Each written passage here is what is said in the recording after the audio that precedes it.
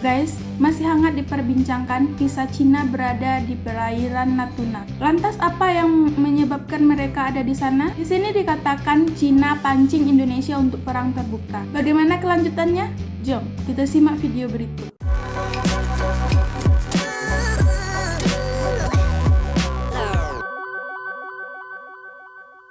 Assalamualaikum warahmatullahi wabarakatuh. Bertemu lagi dengan saya Anissa Adrita di dalam On Day Channel. Bagi Anda yang baru subscribe channel ini, selamat datang, selamat bergabung. Kepada Anda yang senantiasa subscribe channel ini dari dulu hingga sekarang, kami ucapkan jutaan terima kasih. Guys, kali ini saya akan mereact sebuah video yang berjudul Cina pancing Indonesia untuk perang terbuka. Video ini daripada channel Kilas Dunia. Jom kita simak video berikut. Dan sebelum kita menyaksikan videonya, jangan lupa subscribe Kilas Dunia. Oke guys. Babak baru konflik Indonesia dan Cina di Laut Natuna.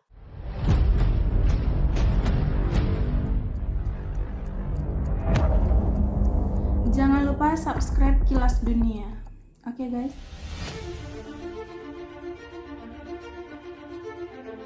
Babak baru konflik Indonesia dan Cina di Laut Natuna. Pelanggaran atas zona ekonomi eksklusif Indonesia di perairan Natuna termasuk kegiatan ilegal unreported and unregulated atau IUU fishing yang dilakukan kapal penjaga pantai Cina akan berbuntut panjang jika melihat bagaimana para pejabat Indonesia meresponnya. Kementerian Luar Negeri atau Kemlu Republik Indonesia sempat memprotes tindakan itu lewat pemanggilan Duta Besar Cina untuk Indonesia, namun protes ini tampak tak digubris. Pada hari yang sama, KRI Cipta di 381 milik Indonesia yang berpatroli di sektor perbatasan ZEE Laut Natuna Utara masih mendapatkan adanya kontak kapal di radar yang mengarah ke selatan dengan laju kecepatan 3 knot.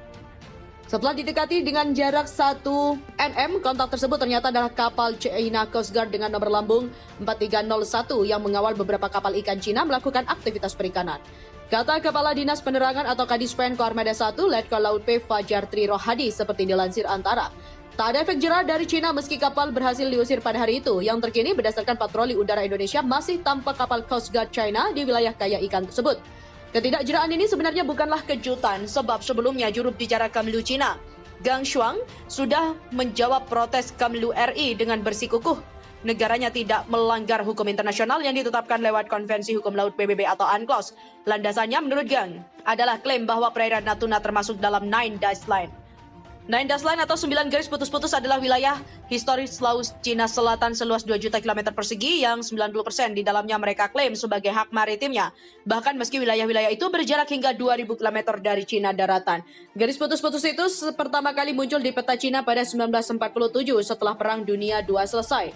Upaya Cina mengungkit-ungkit Nine Dash Line bikin Indonesia tambah geram. Kemlu RI juga tegas meyakini bahwa klaim historis Cina atas ZEE Indonesia tidak memiliki kekuatan hukum sebab 9 garis putus-putus tidak pernah diakui dalam UNCLOS 1982. Puncaknya strategi mulai disusun oleh lintas Kementerian Indonesia guna mengatasi sengkarut ini dengan langkah lebih nyata. Strategi itu dibahas dalam rapat di kantor Kemenko Polhukam yang dihadiri langsung sejumlah menteri. Selain Menlu Retno Marsudi, rapat ini juga diikuti Menteri Pertahanan Prabowo Subianto, Menteri Perhubungan Budi Karya Sumadi, Menteri Hukum dan HAM Yasona Lauli, serta Menko Polhukam Mahfud MD selaku pimpinan rapat. Sementara itu Indonesia siap perang. Ditemui wartawan usai rapat, Menlu Retno mengatakan beberapa kesepakatan lintas kementerian juga telah tercapai. Poin pertama kesepakatan itu adalah klaim Cina terhadap ZEE Indonesia yang tak berdasar. Poin lain yang tak kalah penting adalah komitmen untuk memperkuat upaya Indonesia mengatasi kerugian akibat aktivitas perikanan kapal-kapal Cina di Natuna. Penguatan ini bakal ditempuh tidak saja oleh Kemlu tapi juga kementerian lain sesuai dengan porsinya. Bakamla misal menjanjikan bakal menambahkan armada patroli. Hal ini sudah dikoordinasikan dengan Menhan Prabowo yang juga hadir dalam rapat itu. Jelas ada tambahan pasukan. Taufik Kabakamla mengatakan penambahan pasukan dipastikan ada jadi tidak usah rapat pun sudah otomatis. Taufik juga enggan membeberkan beberapa tambahan tenaga dan armada yang bakal disiagakan di Natuna. Sementara dalam keterangan terpisah seperti dilansir Antara, Panglima Komando Gabungan Wilayah Pertahanan atau Pangkogap Wilhan 1, Laksdia TNI Yuda Margono menyebut, Operasi siap tempur kali ini melibatkan Koarmada 1 dan Koopsau 1 dengan armada 5 KRI. 2 diantaranya masih dalam perjalanan, 1 pesawat intai maritim dan 1 pesawat Boeing TNI AU. Pasukan yang dipimpin langsung oleh Yudo ini telah bertolak dari Jakarta ke Natuna menggunakan 1 pesawat Boeing TNI AU. Menurut Guru Besar Hubungan Internasional Universitas Indonesia atau UI Hikmahanto Juwana, kehadiran fisik aparat Indonesia juga sangat diperlukan dan patut diapresiasi.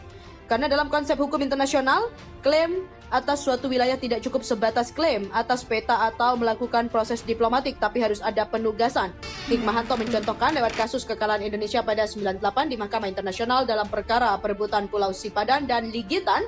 Indonesia kalah karena minimnya kehadiran fisik pemerintah. Untuk kasus Natuna, Hikmahanto bahkan menyarankan kehadiran fisik itu tidak cuma ditempuh dengan penambahan pasukan pengamanan dan armada. Yang tidak kalah penting untuk dilakukan adalah mendampingi nelayan-nelayan lokal. Pendampingan ini penting untuk melawan kapal-kapal nelayan Cina yang mendapatkan pengawalan dari negaranya. Selain itu, pendampingan juga penting untuk menjamin kerja nelayan Indonesia jika tidak dihalau atau bahkan diusir apabila bertemu dengan kapal Cina. Karena keberadaan ZEE Natuna tidak dianggap oleh Cina, justru yang dianggap adalah wilayah penangkapan ikan tradisional nelayan Cina.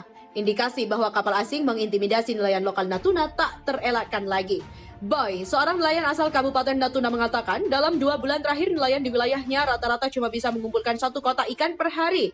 Per kotak beratnya berkisar 100 kg, padahal nyaris sampai 3 bulan lalu, para nelayan masih bisa mengumpulkan 4 kotak. Faktor cuaca memang ikut jadi pemicu paceklik itu. Namun keberadaan kapal asing yang lebih besar juga tak terelakkan. Kapal ini membuat para nelayan takut mencari ikan.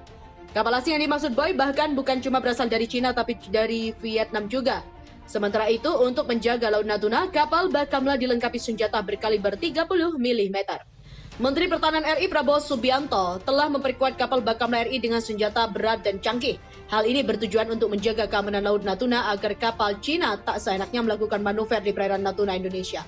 Armada penjaga pantai atau Coast Guard China resmi diperbolehkan menggunakan senjata untuk mengusir atau menangkap kapal asing di perairan yang disengketakan itu. Undang-undang penjaga pantai Cina itu menimbulkan protes dari negara tetangga yang selama ini bersengketa teritorial dengan negeri tirai bambu seperti Jepang, Vietnam, dan Filipina.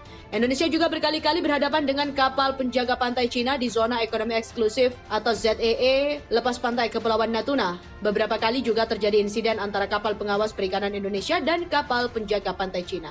Secara formal sudah disampaikan dan pihaknya juga sudah berkoordinasi dengan Ibu Menlu untuk menanyakan perihal ini. Demikian kata Bakamla Laksdia Aan Kurnia dalam keterangan tertulis.